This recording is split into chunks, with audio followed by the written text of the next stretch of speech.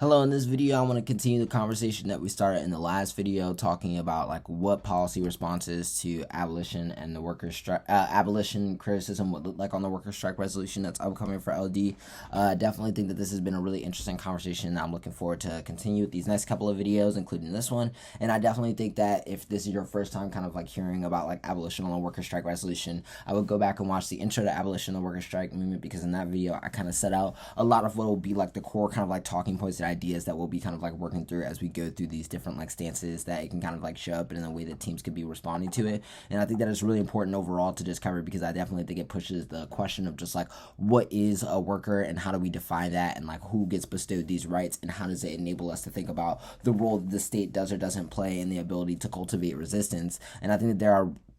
a lot of really interesting angles for how this argument can be responded to and the way in which these arguments can be read. And so I think that it's really important to kind of like stay on top of it, or if not, at least watch the last video that I just did, the first part of the policy responses to abolition that I did, because I think that it lays out some of the core kind of like framing thesis and priorities for like what you should be doing at a top level to kind of answer this criticism. And in this video, I want to like go more in depth with that by thinking about the way in which that kind of like affects things like link debate, permutation debating, impact comparison, alternative debating, and just get more specific into the different portions of the flow as a whole. And so hopefully you'll kind of like watch and see the continuation between the videos, and you'll be able to kind of like see how they're related in and of itself. I think that when you're just generally thinking about stuff like, for instance, the link debate, I think that when you're trying to respond to the link debate as a policy team, taking from some of the advice that we had above about like what you should be doing on the framing and thesis portions of the debate from the last video, I think the first thing that you want to do on the link debate is go to it and really ask the question of how you're kind of dealing with the relationship between what is defined as worker versus like how prisoners are defined in relationship to workers, and tackling that like head on, because a lot of that will be the core distinction that they're able to like create in order to generate the ground for most of the link arguments, even if it's only shown as one link argument. If you kind of get rid of that basis, or if you're able to really answer it head on, then you have a strong chance against the rest of the link arguments, depending on like what type of advantages and stuff that you're reading. I think that beyond that, the type of arguments that you really need to make sure are present in the debate against a lot of the link arguments are really holding the link arguments to whether or not that alternative is able to resolve the kind of like standards that the link argument is holding for like what resistance is looking like, what it should produce, and what types of conditions it should alleviate. I definitely think that the link debate is a place where you could really start stacking the odds against the alternative and doing like really important impact calculus that kind of shows how like without the affirmative, the magnification of the impacts makes it impossible for the alternative to really solve the impacts of the criticism. And I think that really centering a lot of your offense there and really pushing a lot of specific like nuanced explanation of like what that looks like in the terms of these like arguments, and really taking them on their merit, can be a really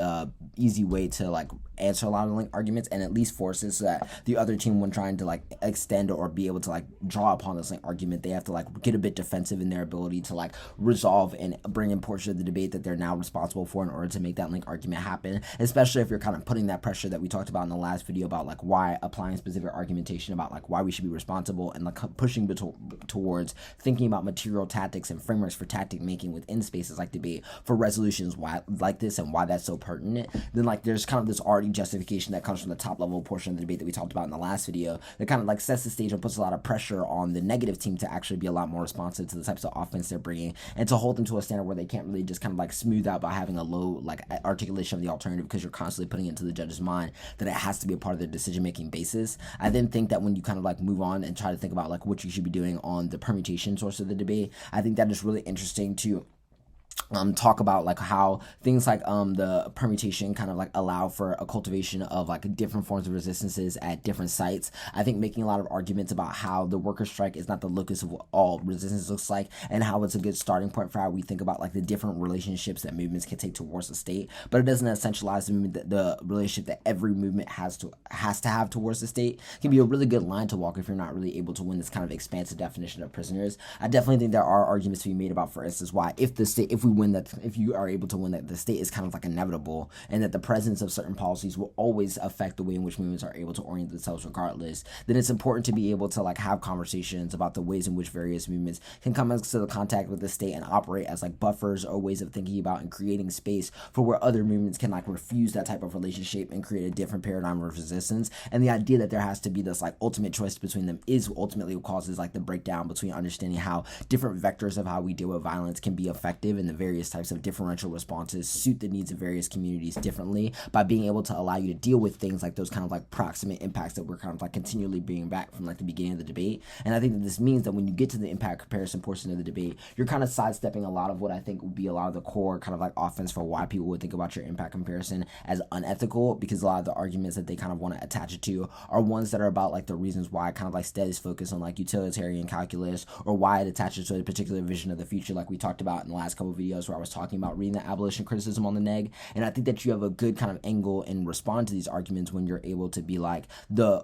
our argument is that the kind of like magnification of the status quo, because of the basically non-existence of the plan, or the non-existence of like an actual organized worker strike, makes it impossible for us to think about the ability to like create forms of resistance and mutual aid that are like not needed by the needs of the state, because of the way in which the state is so intimately tied with like the economies of various communities, and the way that it creates the conditions for like why these communities like suffer in the first place. And so I definitely think there's a lot of like opportunity for you to make arguments about like why the type of like offense that is like built out of being able to win that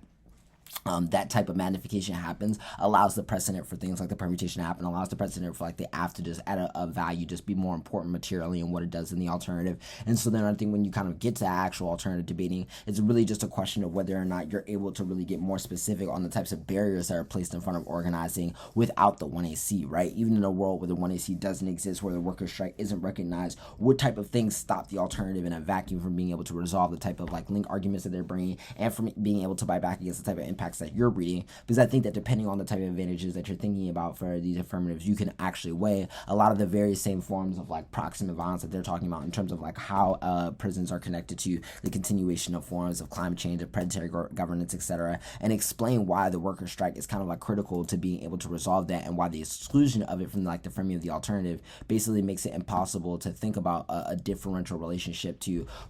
resistance, and also a kind of like relationship to the state that doesn't require like this kind of like infinite form of like violence, crackdown, etc., and that operates to kind of like mitigate that violence in order to create new zones and new like possibilities for like collaboration, resistance, etc. Hopefully this video is helpful for you, and hopefully you'll tune into the rest of the videos I'll be doing talking about abolition, the worker strike movement. And yeah, thanks as always for tuning in.